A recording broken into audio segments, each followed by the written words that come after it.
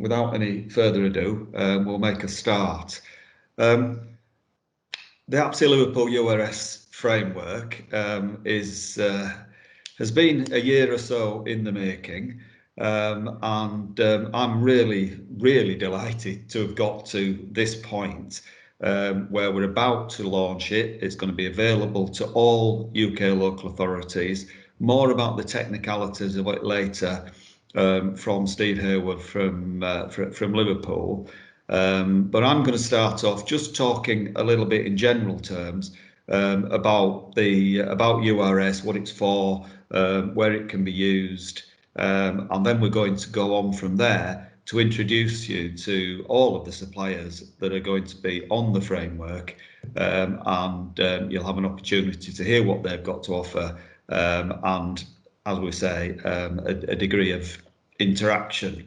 We'll see how that goes. Given that there are so many people on the call, we may struggle to get everybody in, but as I say, there'll be lots of opportunities going forward. Right, so I'm going to do you this little presentation, which is kind of introductory into URS. So apologies for anybody who knows exactly what I'm talking about, but I know there are some people who are new to this. So, right, Matt, can I have the next slide? Okay, what are we talking about with URS? Well, I mean, the first thing to say is that this is, as a consultant working in local government, this is holy grail territory. This is an innovation which is genuinely disruptive.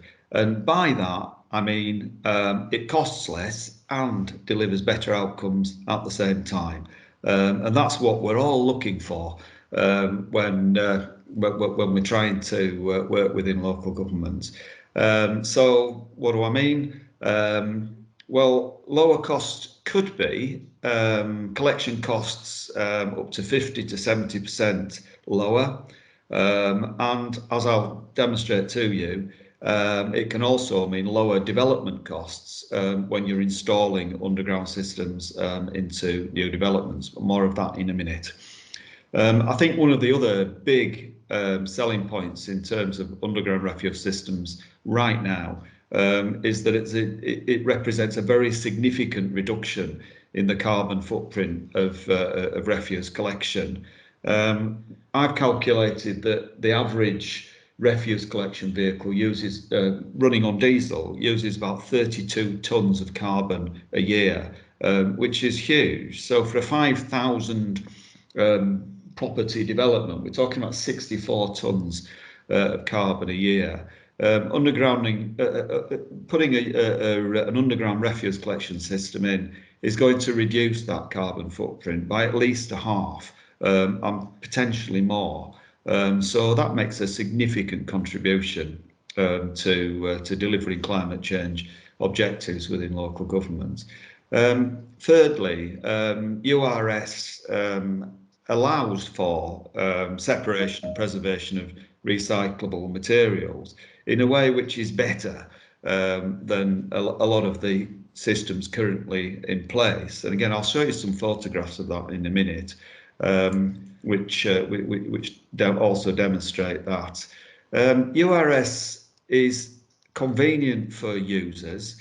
You no longer have to remember when to put the bins out, and you no longer have that problem of storing multiple bins or other containers on your property. You can just pop out to the underground bin whenever you feel like it. Very user friendly. And what we know is that where URS has been installed, it is very popular with homeowners. Might have some questions around that later. And the other big selling point for me is that it's much safer for refuse collection workers. Next slide, Mike, please. That's what it used to be like. I don't know how old you all are, but I remember when the refuse collectors used to come into your property and used to take the bin out on their shoulder in that way. We've come on quite a long way since then, I recognise, but nonetheless, refuse collection is one of the most dangerous occupations as we currently do it in the UK. And surely in the 21st century, we really should be getting away from the expectation that people will damage their health to deliver services to the rest of us. So this is waste collection for the 21st century. We're talking about three generic systems that we count as being URS anyway. First of all, fully underground. I'm going to show you some pictures in a minute, and the presentations will show you plenty of systems. But fully underground, usually operated, some are emptied by a crane, which is essentially a high-ab type thing. On top of the refuse collection vehicle, containers open from the bottom, and that's a fairly standard system. There are also hydraulic lifted wheeled bins, which are essentially wheelie bins underground, for where it's not possible to install a crane operated system. Again, I'll show you some pictures of that in a second. We then have semi-underground systems, where you've essentially got a container above ground, and then you've got a big bag below ground. Again, you'll see plenty of pictures of that as we go through this morning. And finally, we've got above ground, underground, which obviously aren't underground at all, but essentially they're big overground containers which are capable of being emptied by the same vehicle that empties the underground bins, so they're complementary to the system and can be installed where it's not possible because of whatever's underground, where it's not possible to install the underground system. So those are the three types of underground system that are represented on the framework. Next slide, please, Mike. So where can we install them? Well, first of all, the most obvious application is in new developments. Now, I'm showing you a couple of pictures there. They're both from a new district of Cambridge called Eddington, which is currently under construction. I think there's going to be about 10,000 properties in the end at Eddington. It's really nice. I've been there a couple of times, and in the end, there will be 450 underground refuse bins, which will avoid the need for 9,000 wheeled bins, along with that associated loss of space and utility value. Now, where bins are designed into developments, they're going to offer the best, the most advantage to both users and collectors.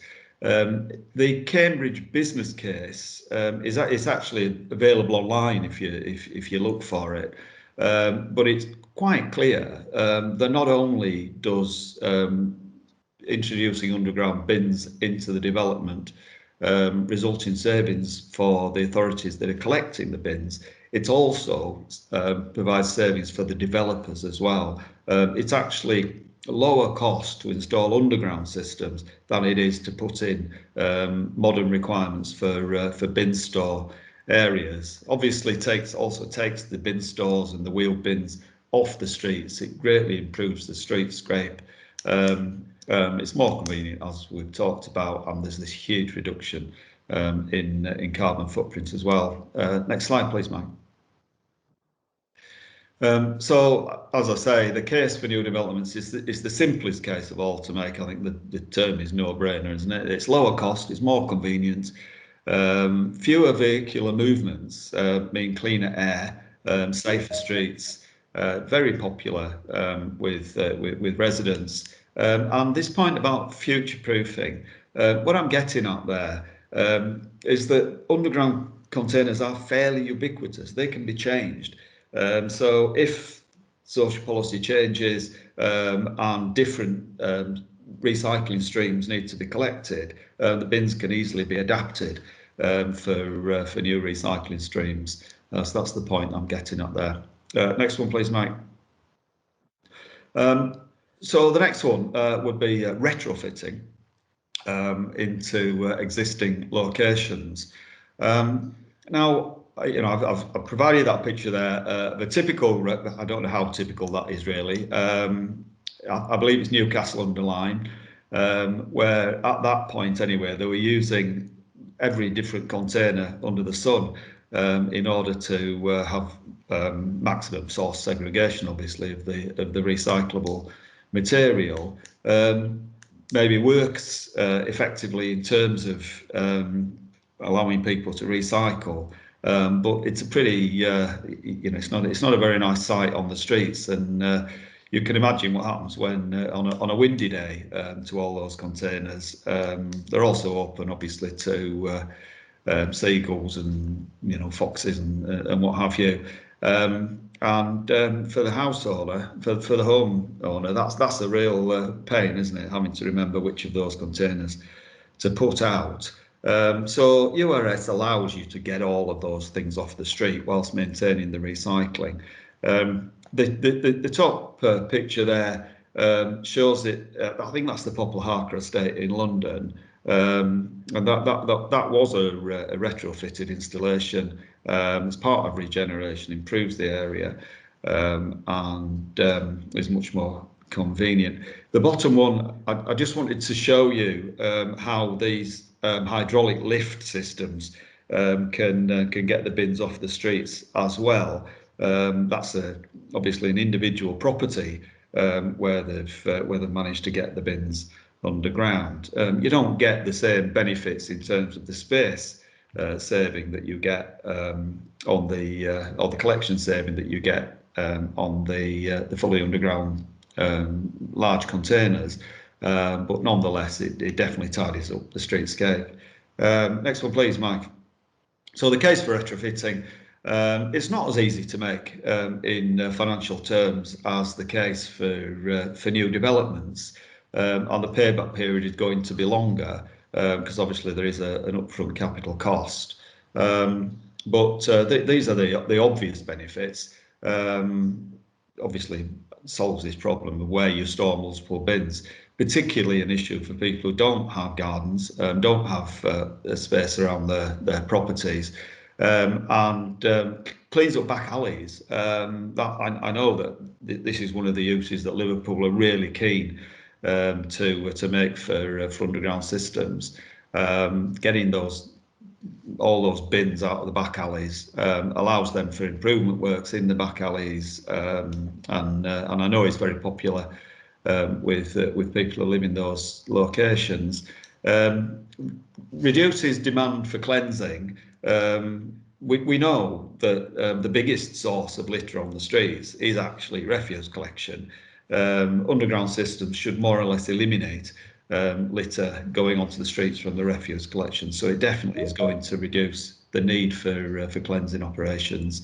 Eliminates the need for bin stores, as it does in the new developments. Reduces collection costs. Is always going to reduce collection costs. If you think that the bigger underground containers contain the equivalent of 20 240 litre wheel bins, there's obviously a very significant reduction in the numbers of collections.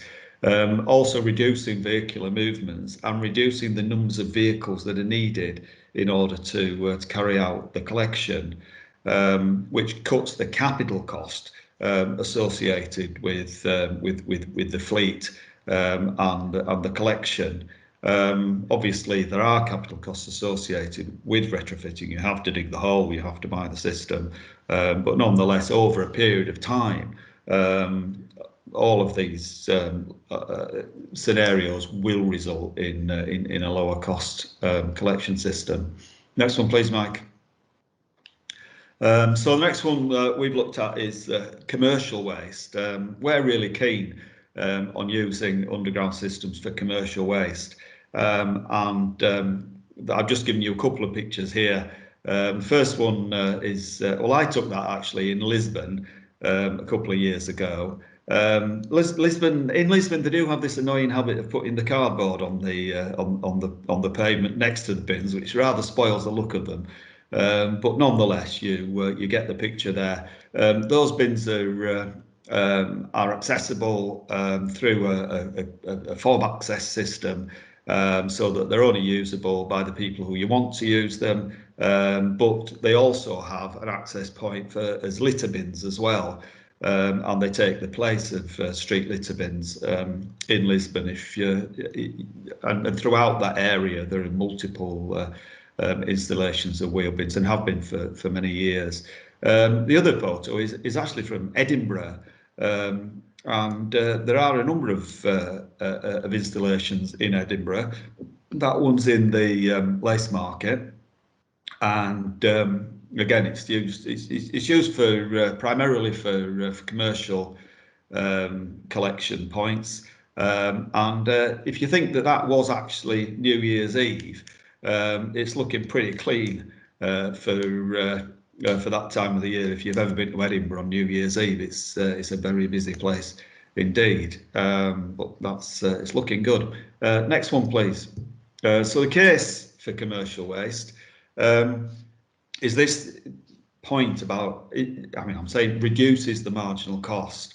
The problem from a local authority's perspective of collecting waste from small businesses and small retailers in particular is that they have fairly low volumes of waste. So the marginal cost of collecting it is fairly high. And it's very difficult to make it commercially viable without, if you don't also have a lot of, fair number of bigger businesses as well. Creating communal collection points first and foremost is one way of reducing that marginal cost, because you're essentially bulking it up. But as we know, above ground wheel bins can be pretty ugly. Again, Edinburgh won't mind, I don't think, if I refer back to one of their objectives is to try to reduce the numbers of four-wheeled wheel bins off the streets of Edinburgh. Again, if you've been there, you'll know exactly what we mean by that.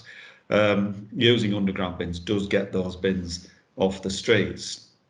So yeah, ensuring affordability for small businesses, viability for council providers of the commercial waste service. It also increases the viability of source segregation. People will be aware that there is effectively a legal requirement to collect recyclable waste separately. That doesn't always happen in terms of commercial waste. Using an underground bin system will facilitate that to give you compliance. And it's also going to give flexibility in terms of responding to changes in government policy in the way that we collect recyclable waste and the way we protect the quality of that recyclable material. Facilitates pay as you throw, as in, lots of authorities do this anyway. They'll sell a roll of bags to small retailers, and then they'll collect them as and when they're full. But bags piled up on the street don't look too great, and as I've already said, neither do big communal bins either. So avoiding those piles of sacks on the wheel bins on the streets. And critically, particularly with our 24-hour cities, if we ever go back to having 24-hour cities, that is, underground systems will drastically reduce the number of vehicular movements, and by doing that, obviously create safer streets, cleaner air, and make a big contribution towards reducing the carbon footprint. Next one, Mike. And the final one I want to look at is seafronts and open spaces. I know we've got quite a lot of people on this session who are looking at this because they can see that underground systems can be ideal for these locations. So I've got a couple of pictures there for you of seafronts. The one on the left of the screen, you can't see the sea there, but I can assure you it is near the sea. It's in Cascais, just outside of Lisbon. Again, I took that photograph, and it does demonstrate each of those bins replaces 240 bins. and innumerable numbers of small litter bins. And you can see you've got right away from that issue of litter bins getting full and overflowing. You get away from the issue of seagulls and other wildlife causing a problem, and it looks so much better. The middle picture is from Spain, I believe, and then the bottom two. The first one on the left, that's Edinburgh again. That's Princess Gardens in Edinburgh, where they've replaced all the litter bins with wheel bin, with underground, semi-underground bins, and I think you'll agree it looks pretty good. Again, the other photograph is also from Scotland. It's Glasgow, Kelvingrove Park, where again they've replaced the litter bins with a semi-underground system, and there's a before and after photo there, and you can see the problem with traditional above ground bins. Very difficult to keep them emptied and to prevent the spillover of waste into the environment. So again, a big improvement for them. And the next slide, please, Mike. So as I say, huge reduction in bins, far fewer collections. Again, back to that point about a reduced demand for cleansing and an effective way of dealing with seagulls and other wildlife, which I know are a big issue for particularly for coastal authorities, but also for many others as well. So that's a kind of whistle-stop tour. Next slide, please, Mike. That's a sort of whistle-stop tour of the bin systems.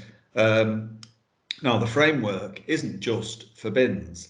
This is intended to be a one-stop shop, and one of the other elements, another lot within the framework, is supportive technology. Now, I'm not going to steal the thunder of some of our suppliers who are going to talk to you shortly, who will talk about the systems that they've got on offer. But an overview, we're talking about access control systems, so you can restrict access to the bin to specific users if that's what you want to do. And there's a number of different ways of doing that you'll see as we go forward. It can potentially allow you to gather detailed information about who's using the bin, what they're putting in the bin, and that then enables you to focus educational efforts and even enforcement on the right people to get improved results. And fill level sensors. Everybody, I think, is familiar with fill level sensors these days, but essentially the fill level sensor means that the bin tells you when it's full, so that you don't have to waste energy by emptying bins that don't really need emptying. There's a huge benefit from using that technology on underground systems. These things can also then link in with routing technology. It's possible to have dynamic routing, so that obviously you're getting greater efficiency on the use of your vehicles, and weighing technology also, which then allows you to facilitate pay as you throw potentially, and again allows you to fine tune the overall collection system. So more about that from the suppliers as we go forward. Next slide. Last slide from me, I think. So it's a one-stop shop, as I say. Lot one is the underground systems themselves. Lot two is associated technology. Lot three is vehicles. So you can purchase vehicles to collect underground systems from the framework, and again we'll be introducing you to the suppliers on that very shortly. And lot four are maintenance contracts. It is important, if you've got an underground system, that they're properly maintained, and all of the suppliers are able to provide you with that service as well. So that's my quick run through, and we are now going to. This is the bit I'm nervous about because these are pre-recorded. Some of them are quite fancy videos, and hopefully they're going to run okay. Mike's in charge of that. If not, they will all be uploaded eventually to our YouTube channel as well. Hopefully they're going to be okay. So the first, I think you probably need the next slide, Mike, don't you? No, you don't. Sorry.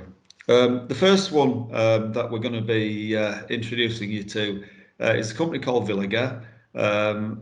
Villiger, I don't think are that well known in the UK at the moment, Michelle Villiger is going to be the person doing the voiceover on this. So take it away, Michelle, on the video.